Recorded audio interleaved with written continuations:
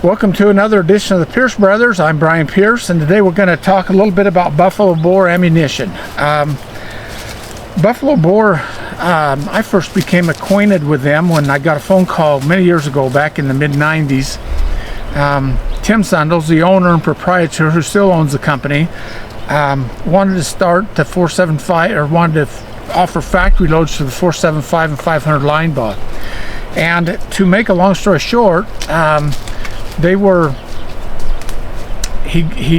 worked on them. In fact, one of the obstacles he had to overcome was the 475. In order for it to achieve any level of popularity, he needed to make sure it could be chambered in a Freedom Arms 454 or a Model 83 revolver.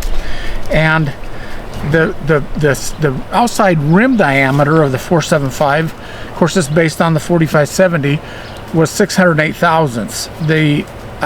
We ended up cutting it down to 545 thousandths, ultimately to 540 thousandths. And Jack Hennington built a custom gun, figured out that this worked just perfectly, and we went to Freedom Arms and convinced them to chamber the Model 757 in 475 line bar. And of course Tim worked with Starline Brass to develop, to get cases made, make a long story short, he was up and going with ammo. The problem was there weren't a million guns out there. In fact, most 475s and 500s were custom built by people like John Linebaugh, of course, Hamilton Bowen, John Gallagher, and others that were, custom gun builders in that sense, David Clements, but not a big number of guns out there, and so the sales were pretty soft. And soon thereafter, Marlin came out with what was known as the Model 1895 guide gun, and chambered in 4570. This is, of course, the late 90s. This gun's actually one of the very first 10 of those ever built. And I knew how popular the 4570 had been and was still going to become.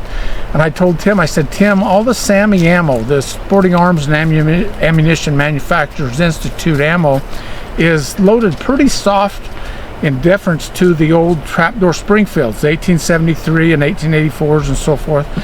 And it's like you put it in a modern rifle. We need a reload. I'd been shooting them since I was pretty young, Marlins and Winchester 1886s, and I knew the capabilities of the cartridge. So I worked with Tim quite a bit on developing a load, and he came out, and man, it was an instant sensation. He's fine-tuned and tweaked that load over the years to become better and better. But he, of course, offers a variety of stuff, including, like, this is one notable load. He's got a 380 grain mono metal bullet and very large me-flat on it. Feeds perfectly in the Marlins and other guns. Has a small rifle primer pocket because Marlins, with their large magazine tube belly, it's possible for cartridges to rest sideways at that one junction in the magazine, and it can potentially set those off when you're dealing with a bullet with a very large me-flat, particularly a solid. So he went to he contacted with Starline, went to a small rifle primer. Interesting, going clear back to 1881, when the military looked at the 1881 Marlin for possible use in the service. Marlin specified, got to have a small rifle primer, and of course the military said no, it'll be fine, and they had magazine tube detonations because of the large primer. So anyway, it's old technology and converted right into modern stuff. But this is that's a very notable load. Of course, we have this load's going 2,075 feet per second with a 380 grain bullet. Very capable for heavy, large, dangerous game. As everybody probably knows that's watching this, Ruger's come out with the 1895 again, and great rifle, by the way. And it gobbles up heavy loads like these like it's nobody's business. It works really well.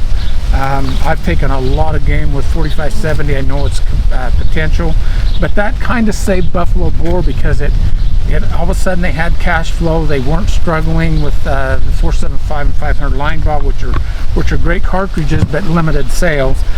And so moving on, and we're gonna talk a lot about other loads that they offer. I'm of course very fond of most of the revolver loads. They work good in lever guns and appropriate revolvers. Buffalo Bore is a non-SAMI company, meaning that they're not governed by overall cartridge lengths. They are the ones that specify pressures and what guns particular loads are safe in. So it's really important before you buy Buffalo Bore ammo to know that your gun is suitable for whatever load they're offering. A good example would be they offer a plus P plus 9mm. You don't want to shoot that in guns that are not really set up for high pressure. Same thing with a 45 auto. If you're going to do that, you want heavier recoil springs and so forth. I'm going to shift gears a minute.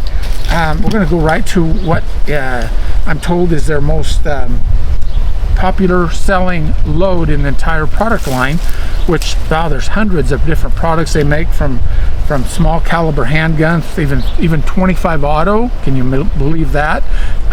They've tried to wake that cartridge up a little bit, because many of the factory loads from other companies, I've actually tested those things. They are so weak, it's unbelievable. But I'm off subject. So but they start there, they go clear up to, of course, the 500 Smith & Wesson, and in rifles they typically in the 223 right up to big bore, big calibers. They even are offering a line of double rifle cartridges and ammo right now.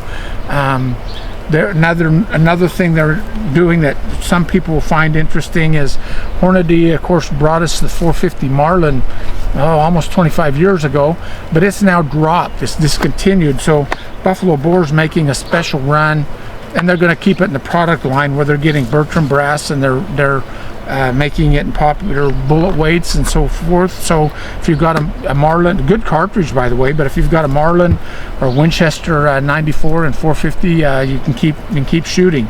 They're also running 405 Winchester. They do some specialty loads that the other people have kind of forgotten about. But back to what I'm trying to get to today. The most popular round in their entire product line is the 10mm in what's known as a 220 grain Outdoorsman load. It's a 220 grain cast, and they're advertising it at 1200 feet per second. Now, it's a great load. I was testing it today in a Kimber just for velocities, and it was running on average about 1170. This gun's a little bit on the slow side, but that's still a potent load. And people that haven't shot a lot of big game with handguns as I have, it's important to understand that a 40 plus caliber bullet, hard cast or a solid, man, they're incredibly effective. They penetrate deep, they hit bones, they break bones and so forth. The 10mm's got a lot of attention for high capacity, for people carrying them in bear country, so forth. The 10mm's kind of a subject in itself. When it first came out, clear back in '83, Norma came out with a load, and their original load was a 200 grain jacketed bullet at 1200 feet a second. And since then, it's kind of been all over the map in where people are willing to load it to. SAMI is still currently 37,500 PSI, so it's right up there, higher than a 357 or a 44 Magnum.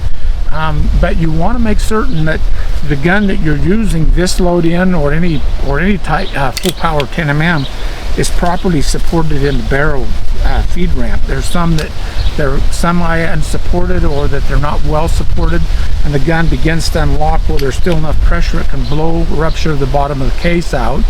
And so just something to be aware of. But meanwhile, most modern 10mm's are quite well supported, won't give you a problem. But this is a full power, no nonsense load, doing honest 1160, 1170 feet a second out of a 5-inch barrel. We'll probably test it later out of a Model 610 Smith, just get some velocities for what it's doing. It's a respectably accurate load. I can't say it's the most accurate load I've shot, but it's plenty accurate for bear defense or hunting, whatever you'd like to do.